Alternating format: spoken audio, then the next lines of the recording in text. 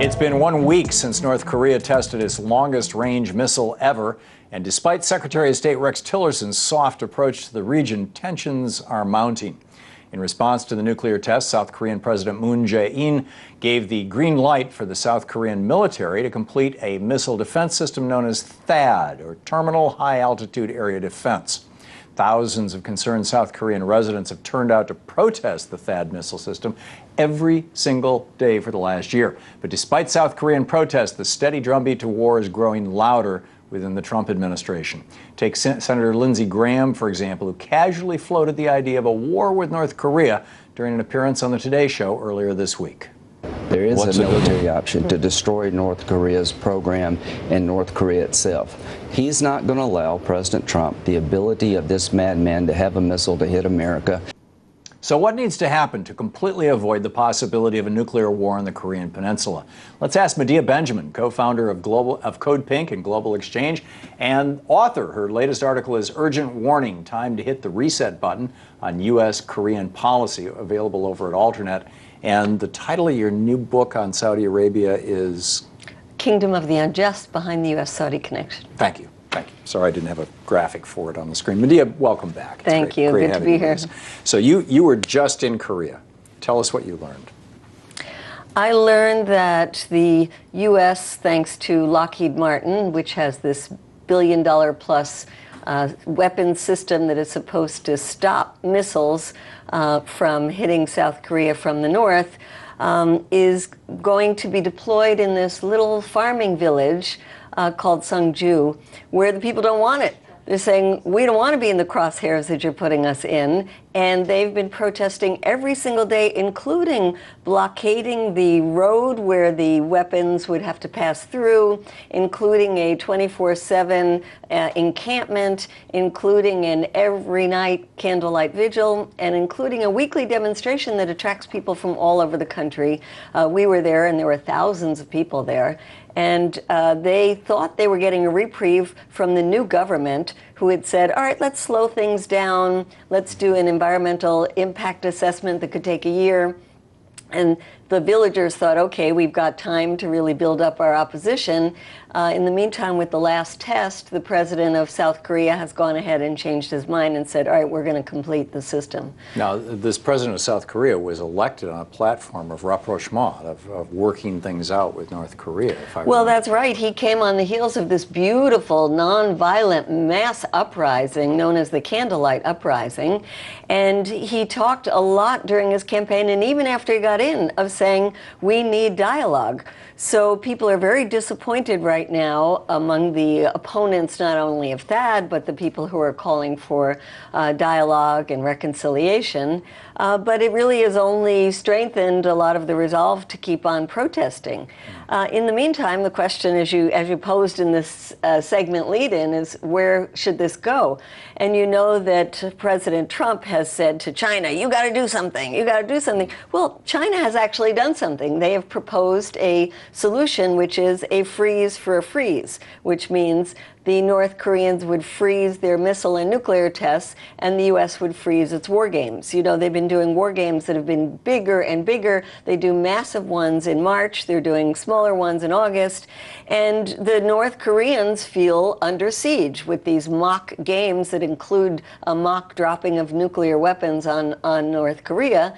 And so the Chinese have said, all right, let's do a freeze for the freeze, which is something the North Koreans themselves has proposed in 2015 and 2016. So that would be a way to de-escalate and open up the dialogue. What's the opinion of the South Korean government about the freeze for a freeze? The South Korean government has been in favor of a freeze for a freeze. They've been in favor of negotiations. So it really is, you know, who within the U.S. administration gets to call the shots. Unfortunately, it doesn't look like it's Rex Tillerson who said, let's slow down, you know, we don't want to overthrow this government, we want to have talks. But then there's President Trump who says just the opposite. Right. So let me get this straight. There is a path to peace. China agrees on it. North Korea agrees on it. South Korea agrees on it. Everybody in the region agrees, let's do this. It's a path to peace. What's the position of the United States on this? So far, no. But it was a positive thing to hear Rex Tillerson say, yes, we want to dialogue, but this is not the message that the North Koreans are hearing, and it's not the message that the world is hearing. The world is hearing something very different from Donald Trump. They're also hearing something different from the U.S. reaction to the missile test, which is the U.S. doing its own flyovers with B-2 bombers, the U.S. saying that it's going to encourage South Korea to get more of its own missiles. And also, I think Americans don't have any idea how North Korea feels encircled by all the bases that exist in South Korea. Do you know how many bases the U.S. has in South Korea? 83. 83 military bases? 83 military bases in South Korea. Wow. So, yes, it is a government in North Korea that is abusive, that is authoritarian, that is unpredictable, but precisely for those reasons, we have to find a way out. And also, it is not irrational, because they have even said, we look around and we see what happened to Muammar Gaddafi when he decided to give up his nuclear weapons. We look at what has happened to Saddam Hussein when he decided to give up his nuclear weapons. The only way they feel they can stop the U.S. from trying to overthrow them is to have nuclear weapons. So if we went ahead with the freeze for freeze that went into peace talks that ended up with a peace treaty, because the 1953 Korean armistice never resulted in a peace treaty, that would be the avenue to de-escalation. Well, and this could be a breakthrough that Donald Trump could take credit for years and years. Wouldn't that be beautiful? Yeah. The deal of the deal. That would be. Yeah, Yes. Trump will give you this. So the THAAD missile system that we are installing in this town, Sungju, you said? Sungju. Where you visited just, last week? Yeah. Yeah. The THAAD missile system is entirely defensive, is it not? I don't understand, frankly, I get the objection of the local people, right? We don't want the defensive missile system here because that puts us in the crosshairs. I understand that.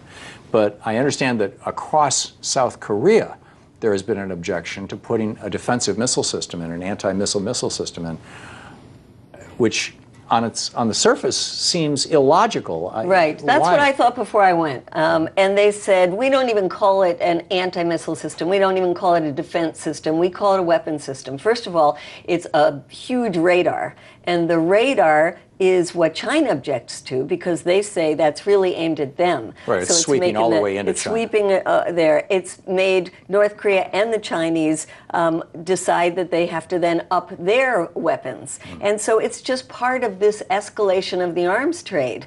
So the way that many people, and not all of them, because there are a lot of people in South Korea who do think that this is helpful to them, but the way others in South Korea see it is that we are being used by the United States in their war, their superpower geopolitical wars, that they are looking towards Asia, they're looking towards China, they want to position themselves, and we don't want to be caught in that. On the contrary, we want to finally end the hostilities in the Korean Peninsula, and putting this billion-dollar-plus system, which now with Donald Trump, he's going back on a deal that was made with Obama and saying, you in South Korea have to pay for the maintenance of this thing. The many in South Korea are saying, this is not helpful. We feel that the best way to deter a war with North Korea is through a peace treaty. Yeah. Wow. And there's an appetite for that in the South. Oh, there is a desire for that in the South.